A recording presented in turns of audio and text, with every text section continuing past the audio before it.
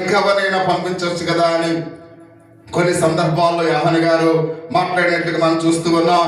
అని ఎన్నో సార్లు మనం అనుకుని ఉంటాం. అలాగనే యోహాను గారు కూడా ఆ చెరసాల్లో ఉన్నంత కాలము, ఆయన శ్రమలు పడుతున్నంత కాలము కూడా ఏంటి దౌర్భాగ్యమైన జీవితాన్ని నేను జీవిస్తున్నానని ఆయన ఎంతో అలసిపోయినట్లుగా పరిశుద్ధ గ్రంథంలో అయితే మనం చూస్తూ ఉన్నాం. ఈ రాజైన హేరోదు యోహానును చెరసాలంటే మరణం వరకు ఉంచేశాడు. ప్రియమైన మాట, ఎంతవరకు ఉంచాడు? మరణం వరకు. చిన్న మాట, అయ్యా నువ్వు చేసేది తప్పు అన్న ఆ చిన్న మాట అన్నందుకు యోహాను గారిని చెరసాలలో వేసి మరణము వరకు ఆ చెరసాలలోనే ఉంచాడు. కొంతమంది ఆ పగబట్టినోడైనా చనిపోవాలి, ఆ పగవాడైనా చనిపోవాలి. అప్పుడు దాకా వాళ్ళకి నిద్ర ఆరాధనలు ఉండవు. అంత ఘోరంగా పగబట్టేస్తారు. ఏంటో అర్థం కాదు. అంటే పగ చాలా ప్రమాదకరమైంది. తన కోపమే తన శత్రువు. కాబట్టి ఇక్కడ మనం చూస్తూ ఉన్నాం ప్రకటన గ్రంథంలో ఆ విషయాలు మనం చూస్తున్నప్పుడు ఎవరైతే కోపాన్ని కలిగి ఉంటారో, ఎవరైతే పగను కలిగి ఉంటారో, ఎవరైతే ద్వేషాన్ని కలిగి ఉంటారో వారు ఎంత మాత్రం పరలోకానికి చేరలేరు. ప్రియమైన వాళ్ళ, కాబట్టి వారు నరకానికి వెళ్ళడానికన్నా ఇష్టపడతారు, కానీ పగ మాత్రం వదులుకోవడానికి ఇష్టపడరు. చూడ తాసుబాబు, నల్ల తాసుబాబు పగబట్టిందంటే ఆ పగబట్టినోడిని కాటేసేదాకా వదలదంట. ఒకవేళ పగబట్టినోడు ఒకవేళ ఈ దేశం వదిలేసి వేరే దేశం వెళ్ళిపోయాడు అనుకోండి, లేదా దీని పగ తీరక వాళ్ళు ముందే చనిపోయాడు అనుకోండి, ఈ తాసుబాబు ఏం చేస్తాడ? తన తలను రాతికేసి కొట్టుకుని చనిపోతుందంట. అంటే తాసుబాబు పగ చూడండి, చివరికి తన ప్రాణం పోవడానికి కూడా ఇష్టపడుతుంది, కానీ పగ మాత్రము వదులుకోవటం లేదు. కొంతమంది ఆ విధమైన పగను కలిగి ఉంటారు. ప్రియమైన వాళ్ళ, అది చాలా ప్రమాదకరం. ఆ పగ మనల్ని నరకానికి అనిపిస్తుంది, కానీ దానివల్ల ఎటువంటి ప్రయోజనం లేదు. ఒకవేళ ప్రేమ కలిగి ఉండి అనేక మంది స్నేహితులు వస్తారు. నీలో ప్రేమ అయితే నువ్వు కలిగి ఉన్నట్లయితే అనేక మంది నీకు రక్త సంబంధికులు ఉంటారు, అనేక మంది బంధువులు ఉంటారు, అనేక మంది స్నేహితులు ఉంటారు. కాబట్టి మనం చూస్తున్నాం, మొన్న ఆయన జోసెఫ్ పాస్టర్ గారు చనిపోయినప్పుడు కొన్ని వేల మంది వెళ్ళారంట. ఆ అంత్యక్రియలకు కొన్ని వేల మంది హాజరయ్యారంట. మనం మన యొక్క రాష్ట్రంలో ఏ పాస్టర్ గారు చనిపోతే అన్ని వేల మంది ఎక్కడ కూడా వెళ్ళలేదంట. అంటే ఎందుకు వెళ్ళారు? ఆయన ప్రేమ అనేక మందిని ఆకర్షించింది. ప్రియమైన వాళ్ళ, కాబట్టి మనము కూడా ఈ పగతోనే మనము జీవిస్తే మనం చనిపోతే ఎవరు కూడా మన వెంట రారు. ప్రియమైన వాళ్ళ, కానీ ప్రేమ కలిగి ఉంటే నీ కొరకు గ్రామం అంతా ఏడుస్తుంది. అయ్యో ఒక మంచి వ్యక్తిని పోగొట్టుకున్నామే, ఒక మంచి వ్యక్తిరాలని మనం పోగొట్టుకున్నామని ఆ గ్రామం అంతా కూడా ఏడుస్తుంది. అంటే మనం చనిపోయిన ప్రేమ సంపాదించుకోవాలి. ప్రియమైన వాళ్ళ, మన జీవితంలో మనకు ఎన్ని కష్టాలు వచ్చినా వాడు మంచివాడు, ఎన్నో ఇబ్బందులు పడుతున్నాడు ప్రజలు అనుకోవాలి. అటువంటి బ్రతుకులు మనము బ్రతకాలి. అందుకని యోహాను గారి జీవితంలో మనం చూస్తూ ఉన్నాం. ఆయన ఎంతో యథార్థవంతుడైనప్పుడు కూడా ఎన్నో కష్టాలు ఆయన్ని వెంటాడుతూ ఉన్నట్లుగా పరిశుద్ధ గ్రంథంలో మనం చూస్తూ ఉన్నాం. కాబట్టి అందుకని అంటున్నాడు, ప్రియమైన వాళ్ళ, ఇలాంటి ప్రశ్నలు యోహాను కూడా వచ్చినాయి. మరణము వరకు కూడా ఆయన చెరసాలలోనే ఉన్నాడు అనే విషయానికి మనం చూస్తూ ఉన్నాం. అంటే యోహాను సందేశాలకు తన యొక్క ఏ విధంగా ఆయన సందేహపడుతూ ఉన్నాడో, ఆయన ఏ విధంగా చూస్తూ ఉన్నాడో ప్రభా ఇక్కడ చూసినైతే అన్నాడు. ఇక్కడ యేసు ఏమని జవాబిచ్చాడు ఒకసారి ఆలకిద్దాం. ప్రియ సహోదరి సహోదరుడా, యేసుక్రీస్తు వారు జ్ఞానముతో దయతో యోహాను గారికి సమాధానము ఇచ్చినట్లుగా మనం చూస్తూ ఉన్నాం. ఆయన సందేహిస్తూ ఉన్నాడు, దేవుని మీద అనుమానం కలిగి ఉన్నాడు. కాబట్టి అటువంటి అనుమానమైన పరిస్థితిలో ఇప్పుడు దేవుడు ప్రభువైన యేసుక్రీస్తు వారు యోహాను గారి పట్ల సందేహానికి ఇప్పుడు ఆయన ఏమిస్తున్నాడు? జవాబునిస్తున్నాడు. ఎలా ఇస్తున్నాడు? తనకున్న జ్ఞానాన్ని బట్టి, తనకున్న దయను బట్టి ఆయన జవాబిస్తూ ఉన్నట్లుగా మనం చూస్తూ ఉన్నాం. యోహాను యొక్క మాటలు. కాబట్టి అతన్ని ఏమాత్రం కూడా చింతించకుండా ఆ రక్షకుడి కొరకు ఎదురు చూడవలసిన లేదని తన మనసులో అనుకోకుండా ఒక మంచి జవాబునిస్తున్నట్లుగా మనం చూస్తూ ఉన్నాం. చెప్పుతూ రుజువులు చూపిస్తూ ఆయన మాట్లాడుతున్నాడు. లోకాసు వార్త 7వ అధ్యాయము 21వ వచనంలో మనం చూస్తూ ఉన్నాం. మీరు వెళ్ళి విన్న వాటిని కన్నవాటిని అక్కడ యహానుకు తెలుపుడి. గుడ్డివారు చూపు పొందుచున్నారు, కుంటివారు నడుచుచున్నారు, కుష్ఠరోగులు శుద్ధులగుచున్నారు, చెవిటివారు వినుచున్నారు, చనిపోయిన వారు లేపబడుచున్నారు, పేదలకు సువార్త ప్రకటించుచున్నది. మరియు నా విషయమై అభ్యంతర పడిన వాడు ధన్యుడని తెలియచేసినట్టుగా మనం చూస్తున్నాం. అంటే యేసు యోహాను మీద కోపపడలేదు ప్రియమైన వాడు. ఏంటి నా మీద సందేహిస్తున్నావేంటి, మామూలుగా నీకేంటి అని ఏమాత్రం కూడా అక్కడ యోహాను గారిని తిరస్కరించలేదు, యోహాను గారి మీద కోపపడలేదు. అంటే యోహాను గారు అర్థమయ్యే రీతిగా, అంటే యెషయా గ్రంథకర్త ఏ విధంగా ప్రవచనాన్ని ఆయన మామూలుగా రచించాడు, ప్రభువైన యేసుక్రీస్తు వారి లోకానికి వచ్చి ఆయన ఏ పనులైతే చేస్తాడో ఆ పనులన్నీ కూడా నేను చేస్తూ ఉన్నాను. కాబట్టి అనేక మంది నేను స్వస్థపరుస్తూ ఉన్నాను, పేదలకు నేను సువార్త ప్రకటిస్తూ ఉన్నాను. అంటే ఇక్కడ ఇవన్నీ కూడా ప్రభువారు ఏమైతే ఆ వాగ్దానం నెరవేర్చబడుతుందో, ఆ వాగ్దానము ఆయన క్రీస్తు ఏ విధంగా పనిచేస్తూ ఉన్నాడో, ఇవన్నీ కూడా తన శిష్యులు చురుకుగా చూపించడానికి తన శిష్యులకు అన్ని కూడా ఏం చేస్తున్నాడు యేసయ్య చూపిస్తూ ఉన్నాడు. ఏ శిష్యులకు చూపిస్తున్నాడు ఆయన? యోహాను గారు శిష్యులకు ప్రియమైన వారు. అంటే యోహాను గారు ఇద్దరు పంపించారు. ఆ ఇద్దరికి కూడా ప్రభు చేసే ప్రతి సూచక క్రియ కూడా చూపిస్తూ ఉన్నాడు. అంటే ఈ ఇద్దరు శిష్యులు ఎవరు చెప్పాలి? ఇప్పుడు యోహాను గారికి చెప్పాలి, అయ్యా ఆయనే నిజమైన క్రీస్తు, కాబట్టి మేము చూస్తాం, మేము విన్నాం, అనేక మందిని ఆయన స్వస్థపరుస్తూ ఉన్నాడు, అనేక మందిని బాగు చేస్తూ ఉన్నాడు, పేదలకు సువార్త ప్రకటిస్తూ ఉన్నాడు. అంటే వారు ఉన్నది ఉన్నట్లుగా మరలా తిరిగి వచ్చి ఎవరు చెప్పాలనుకుంటున్నాడు? యోహాను గారికి చెబితే ఆయనే నిజమైన యేసయ్య అని యోహాను గారు గ్రహించాలి. కాబట్టి ఆయన అవిశ్వాసంతో మరణించడం దేవునికి ఇష్టం లేదు, సందేహాలతో మరణించడం దేవునికి ఇష్టం లేదు. ఆయన ఎవరో ఆ శ్రమల్లో ఎందుకు ఉన్నాడో ఆ యొక్క యోహాను గారు తెలుసుకోవాలని ఒక సత్యాన్ని అక్కడ ప్రకటించినట్లుగా పరిశుద్ధ గ్రంథంలో చాలా తేటతెల్లగా రాయబడినట్టుగా మనం చూస్తూ ఉన్నాం. కాబట్టి లేఖనములు పరిపూర్ణము యేసుక్రీస్తు ద్వారా నెరవేర్చబడ్డాయని యోహాను గారు తెలుసుకోవాలనే యొక్క సంకల్పంతో ఆయన మాట్లాడుతున్నట్లుగా మనం చూస్తూ ఉన్నాం. పాత నిబంధనలో యెషయా ప్రవచించిన ఇవన్నీ కూడా యేసుక్రీస్తులో ఏమవుతున్నాయంట? నెరవేర్చబడుతూ ఉన్నాయి. అద్భుతాలు ఆయన చేస్తూ ఉన్నాడు, ఆశ్చర్యమైన కార్యాలు ప్రభు చేస్తూ ఉన్నాడు. ఇవన్నీ కూడా మీరు విన్నారు కనుక, మీరు చూస్తారు కాబట్టి వెళ్ళి చెప్పండి. కాబట్టి యేసు ఇక్కడ యోహాను గారి యొక్క సందేహము వచ్చే ఆ యొక్క టైంలో మనం చూస్తూ ఉన్న అతడు దేవుని వాక్యము నుండి వెళ్ళిపోలేదు ప్రియమైన వారు.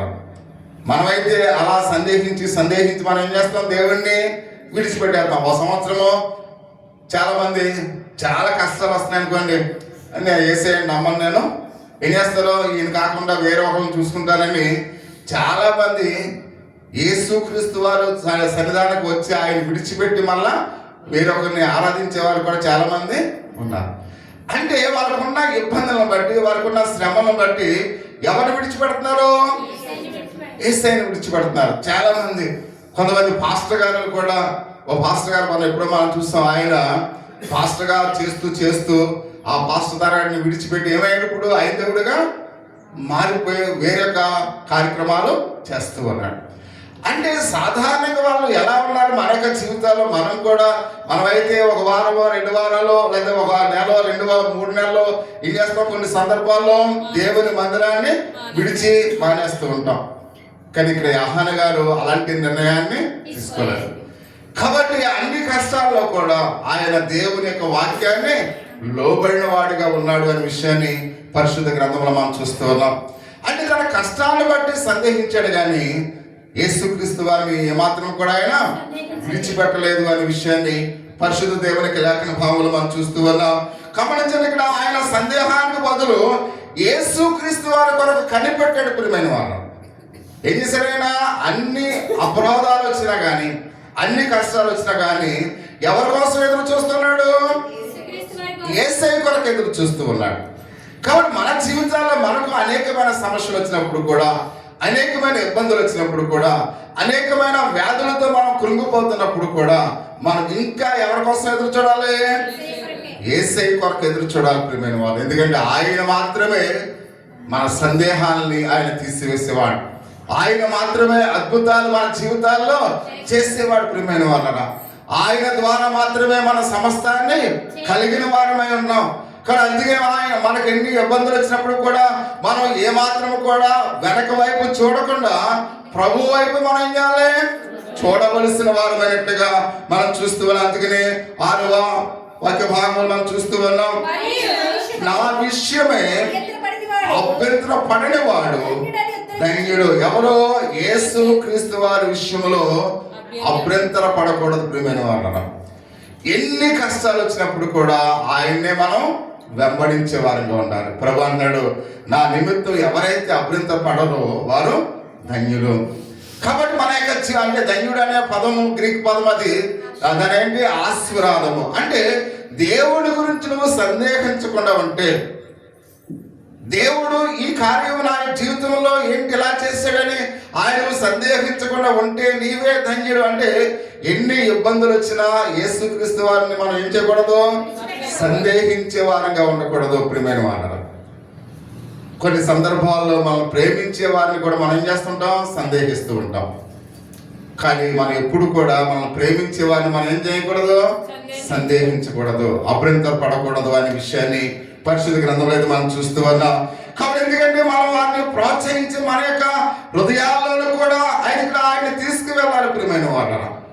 ఎందుకంటే మనం సందేహించే వారిగా ఉండకూడదు. కానీ మనం అటువంటి కష్టకాలంలో ప్రభు అయిన యేసుక్రీస్తు వారిని ఎక్కడ తీసుకువెళ్ళాలి, మన హృదయంలోనికి తీసుకువెళ్ళాలని దేవుని యొక్క వాక్యం సెలవిస్తుంది. ఈ మాటలు మీరు ఒకవేళ ఎదురు చూసినట్లయితే ఆయన అంటూ ఉన్నాడు, కాబట్టి యేసుక్రీస్తు వారి అందరి విశ్వాసంలో నుండి మనం ఎప్పుడు కూడా మరలిపోకూడదు ప్రియమైన వాళ్ళం. అందుకనే మనం చూస్తూ ఉంటాం, అది కఠినమైన మరణమైన వ్యాధి అయినా ఏది నన్ను ఎడబాపదు అని పరిశుద్ధ పౌలు చెప్తూ ఉన్నాడు. పౌలు గారు ఏమన్నాడు, ఎన్ని కష్టాలు వచ్చినా, ఎన్ని ఇబ్బందులు వచ్చినా, ఎన్ని ఆటంకాలు వచ్చినా, చివరికి నా ప్రాణమే పోయినా నీ నుండి నన్ను ఏది కూడా ఎడబాపదు అని మాట్లాడుతున్నాడు. అంటే ప్రియమైన వాళ్ళరా, ఈ లోకంలో మనకు అనేకమైన కష్టాలు వస్తుంటాయి. ఒకవేళ వ్యాధి మనల్ని తరుముతూ ఉంటుంది, ఆర్థిక పరిస్థితులు మనల్ని ఎన్నో ఇబ్బందులు పాలు చేస్తుంటుంది. అయినప్పుడు కూడా క్రీస్తు ప్రేమ నుండి మనల్ని ఎడబాప ఏది కూడా నేరకూడదని మనం చూస్తూ ఉన్నాం. అందుకని ఆయన మాట్లాడుతున్నాడు ప్రియమైన వాళ్ళరా. దానికి బదులుగా యేసుక్రీస్తు వారు చెప్పిన వాటి విషయం గురించి ఆయన మాట్లాడుతున్నాడు. ఆయన వాటిని నెరవేర్చబడి ఉన్నట్లుగా, నమ్ముతూ ఉన్నట్లుగా మనం చూస్తూ ఉన్నాం. నా జీవితంలో ఆయన అనేకమైన కార్యాలు చేస్తాడని మనం ఏం చేయాలి, ఆయన నమ్మి ఎదురు చూసే వారంగా ఉండాలి అనే విషయానికి మనం చూస్తూ ఉన్నాం. ఎవరి కొరకు ఇక్కడ ప్రియమైన వాళ్ళ యోహాను గారు మార్గాన్ని సిద్ధపరిచాడు. లేఖములో ప్రతి ఒక్క ప్రవచనాన్ని కూడా నెరవేర్చబడే రక్షకుని లోకానికి వస్తున్నాడని ఆయన మార్గాన్ని ఆయన మాలుగతున్నది సరళం చేసినట్లుగా మనం చూస్తూ ఉన్నాం. ఆయన మార్గం ఎవరి కోసం చేశాడైనా, ఎవరి కోసం, యేసుక్రీస్తు వారు. ఆయనే నిజమైన రక్షకుడు. కాబట్టి ఆయనే మన కొరకు ఈ లోకానికి వచ్చి ఉన్నాడు. ఆయన మన కోసం తను తాను తగ్గించుకున్నాడు. కాబట్టి మనం ఆ తగ్గించుకున్నాడు కదా ఆయన తక్కువగా చూడకూడదు ప్రియమైన వాళ్ళు. చాలా మంది చూడండి, ఒకవేళ ఆఫీసులో ఎవరైనా వచ్చి ఒకవేళ మనం తిన్న ప్లేట్లన్నీ తీస్తున్నాడు అనుకోండి, కొంతమంది ఎలా చూస్తారు, ఈడేమో ఆఫీసులో ప్లేట్లు తీస్తున్నాడు అనుకుంటారు. కానీ వాడు తగ్గించుకున్నాడు కదని తన స్థాయిని నువ్వు తక్కువ చేసి చూడక ప్రియమైన వాళ్ళు. అంటే ఇక్కడ మనం చూస్తున్న ఎప్పుడు కూడా మనకున్న హోదాను మనం తగ్గించుకున్నప్పుడు అనేక మంది అవమానంగా చూడకూడదు ప్రియమైన వాళ్ళు. అంటే యేసుక్రీస్తు వారు పశువుల పాకలో పుట్టాడు కదా. ఇలాగే నేను మంచి ప్రైవేట్ హాస్పిటల్లో పుట్టాను కాబట్టి నాకన్నా ఆయన చాలా తక్కువ వాడు. ఎందుకంటే పశువుల మేసే గడ్డిలో ఆయన పరుండ పెట్టాడు. కానీ మా తల్లిదండ్రులు నన్ను ఎక్కడ పడుకోబెట్టారు, ఆ ప్రైవేట్ హాస్పిటల్లో మంచి పరుపుల మీద పడుకోబెట్టారని మనము మన పిల్లవాడిని లేదా మన పిల్లల్ని చూసినప్పుడు ఆ ప్రభువుని మనం ఎలా చూడకూడదు, తక్కువగా చూడదు. ఆయన సర్వ సృష్టికర్త ప్రియమైన వాడు. ఆయన అద్భుతాలు చేసేవాడు. ఆయన మాటతో సృష్టి యావత్తును కూడా చేసినవాడు. ఆయన కన్నా గొప్పవాడి లోకంలో ఎవరు కూడా లేరు. కాబట్టి ఆయన మనం తగ్గించుకున్నాడు కదా అని మనం ఎలా చూడకూడదు, తక్కువగా చూడకూడదు. కుష్టి వ్యాధి కలిగిన వారి దగ్గరికి వెళ్ళి కూర్చుని వారి చేతులు పట్టుకొని కాబట్టి అవి శుద్ధి చేస్తాడు ప్రియమైన వాడు. కాబట్టి కుష్టి వ్యాధి కలిగిన వారితో ఆయన మాట్లాడుతున్నాడు కదా, ఆయన తక్కువడని చూడకూడదు. ఆయన సుంకరులతో పాపులతో కలిసి భోంచేశాడు. కాబట్టి అక్కడ ఉన్న శాస్త్రులు పరిచయులు, ఇదేంటి ఈయన దేవుని కుమారుడు అంటున్నాడు, సర్వశక్తివంతుడు అంటున్నాడు, ఇదేంటి ఈ పాపులతో కలిసి భోంచేస్తున్నాడు ఏంటి అని చాలా మంది అనుకున్నారు. ప్రియమైన వాళ్ళని మన స్టేటస్ పడిపోద్దని కొన్ని సందర్భాల్లో పేదవాళ్ళతో మనం మాట్లాడడం, బాగా ఖరీదైన వారితో మాట్లాడడానికి మనం ఇష్టపడుతూ ఉంటాం. కాబట్టి మన స్టేటస్ పడిపోతుందని మనం చూస్తాం. కానీ ప్రభు ఎప్పుడు కూడా ఆయన అలాగను అనుకోలేదు. పేదవాళ్ళతో కూడా కలిసి మాట్లాడాడు, పేదవాళ్ళతో కూర్చుని భోజనం చేశాడు. ప్రియమైన వాళ్ళ అంటే ఆయన అలా చేశాడు కదా, మనం తక్కువగా ఆయన్ని చూడకుండా అంత శక్తివంతుడే ఇంత తగ్గించుకుంటే నేనెంత అని మనం అనుకోవాలి. ప్రియమైన వాళ్ళరా, అందుకని ఇక్కడ మనం చూస్తున్నాం యోహాను గారి జీవితంలో కూడా.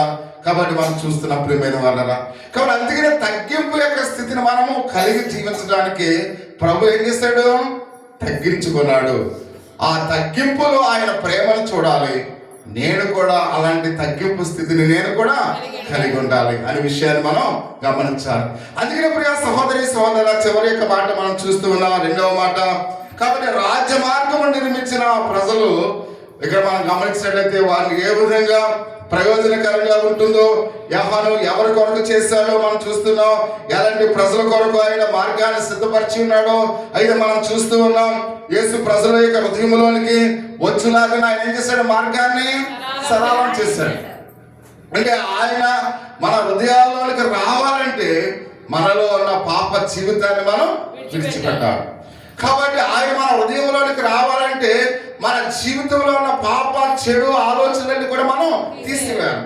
అందుకనే ఆయన మార్గాన్ని యోహాను గారు ఎలా సిద్ధపరుస్తున్నాడు, మీరు మారు మనస్సు పొందండి, ప్రత్యేకత పొందండి, అయితే మీరు బాప్తిసం పొందండి అని ప్రకటిస్తూ అనేక మందిని ఆయన బాప్తిసం ఇచ్చి మారు మనసు కలుగజేసి ఇప్పుడు వారి హృదయాల్లోనికి ఎవరు వస్తున్నారు, యేసయ్య వస్తూ ఉన్నాడు.